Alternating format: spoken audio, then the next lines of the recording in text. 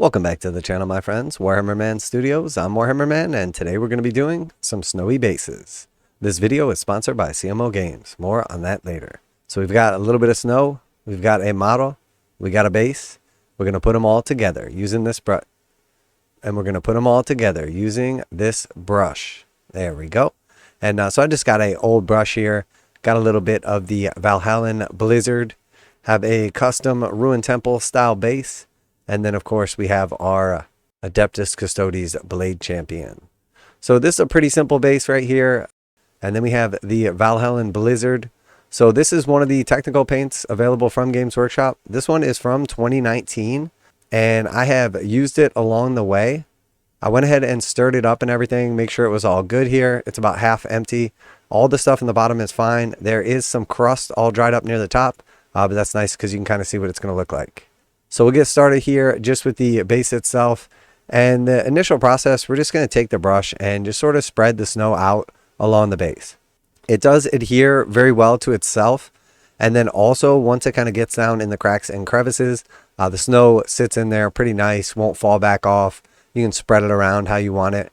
I think the key for me is to just kind of start small, less is more, and then just kind of build up. You're going to be losing a lot of your detail from the actual base itself. But the key is to leave some of like the cool details to kind of catch your eye, and then leave enough of them so that you can see it. But also the snow is kind of leaving it up to your imagination as to what's below. So in this case, I'm going to specifically kind of focus on leaving the area where the custode's foot is going to be mounted in the center. He is just standing on one leg, so we just got to leave plenty of room with no snow on it for that. And then after we glue him to the base, we can apply a little bit more. So I'm basically just going through here and just getting some kind of snow around everything, sort of leaving the little pedestal in the middle untouched for now. And I'm just kind of blending it all in, kind of getting some of the details. I have areas where there's like thicker snow kind of built up. And then I have other areas where I'm just kind of dabbing like a tiny bit of snow. There's no like specific process or anything to this. I like to kind of like poke and prod at it, because it kind of gives a little bit of the texture to the snow. If you do just kind of use like normal brush strokes and kind of smooth it out, it's going to give more of like the untouched kind of like fresh snow look, which may be what you're looking for. Or if you do like the prodding and poking like I'm doing here, it gives a little bit more of like the kind of like weather tempered snow, which is what I'm going for in this case. So you see specifically, I'm going around the various details, trying to fill in like cracks and everything.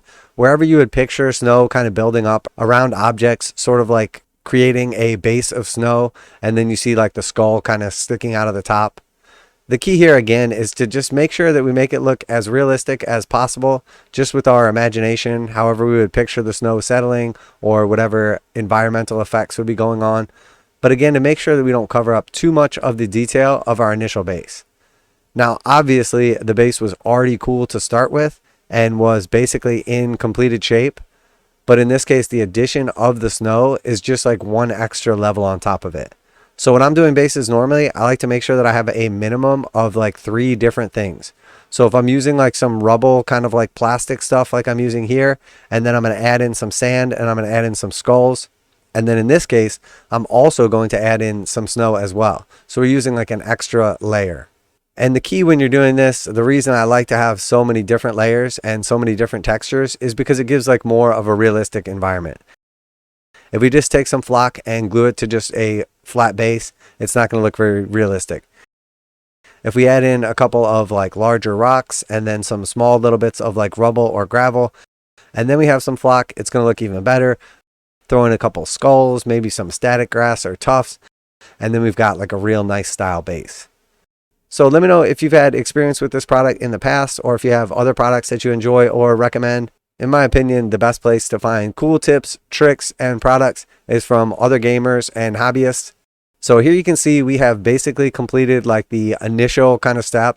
And then I just kind of zoom out, take a second, and then look at the overall base and then kind of fill in some areas. So there's kind of like some areas where the actual like ruins that I glued onto the base itself leave like a little bit of a gap. So I'm just going through and kind of filling those in. I'm being very specific to leave like the textured in like stone skulls so that you can still see some of that detail there. Kind of filling in those cracks a little bit. Looking to have it so that the snow looks like it's basically built up in the cracks there as it naturally would. And if you're not really sure like how snow would sit or how it would look after a little bit of time being tracked on or fresh, etc., you just Google some pictures and then just try to emulate what you see. It's never going to be perfect. And the truth is you can always find something wrong with it. You could always add a little more or wish a bit wasn't on there. But I think overall we've got like a nice start here. So this definitely makes me think of some ruins underneath.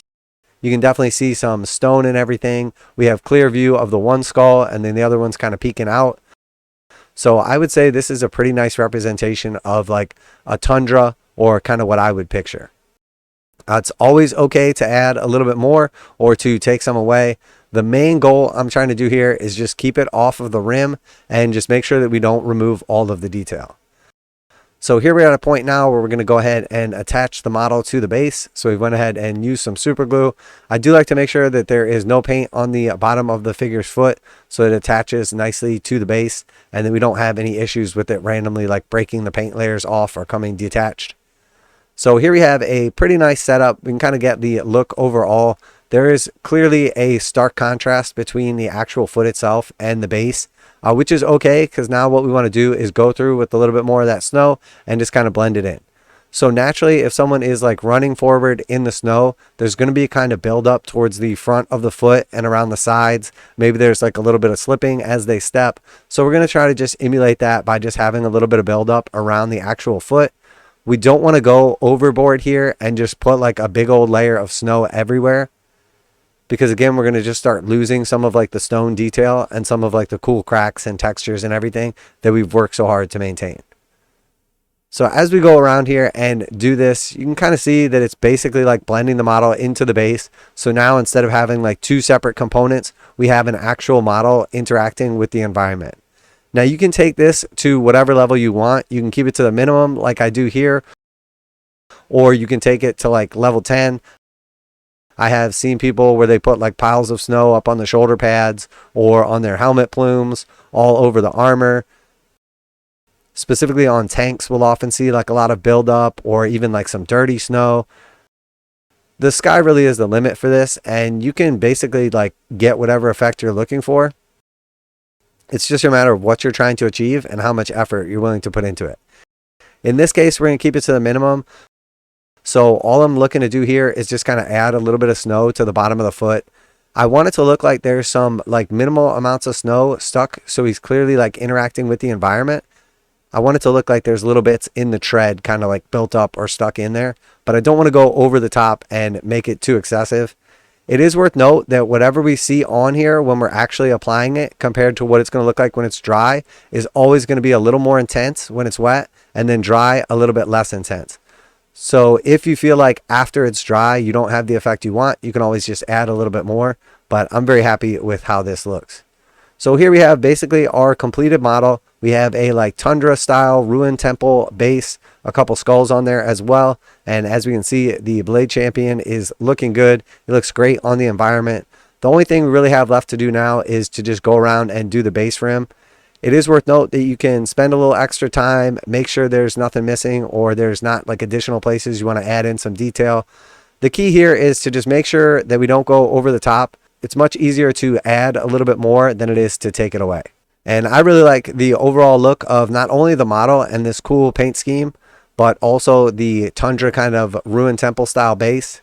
And it's always fun to experiment with something a little bit different. In this case, obviously the Citadel products are a little more expensive, but you get a ton in there and you can essentially do about an entire 2,000 point army with about 1.5 of those things. So in this case, we barely used any. So let me know what you think down below. Have you used any other snow products in the past? Have you had any luck with Citadel snow? There are lots of options on the market, and oftentimes I see people overcomplicating this.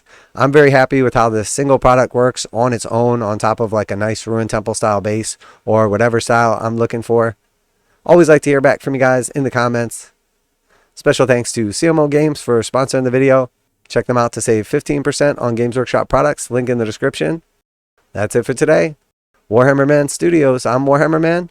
And I'm real happy with the Valhallan Blizzard Snow from Citadel. And I'm out of here. Now a quick message from today's sponsor. CMO Games has been selling Games Workshop products online for over 20 years. They carry the full line of Games Workshop products including Warhammer 40,000, Age of Sigmar, Necromunda, Blood Bowl, paint tools, and more. Almost all Games Workshop products are priced at 15% off MSRP. CMO Games takes pre-orders for most Games Workshop products released at their earliest date possible. 12:01 a.m. on Saturday, they go live. Most of these pre-order products are also priced at 15% off MSRP. CMO Games offer free shipping in the US 48 with an order of $50 or more. Their customer service is top-notch and they ship most orders within 24 hours. Visit CMOGames.com using the affiliate link in the description and let them know that you heard about CMO Games from Warhammer Man. Now, back to the video.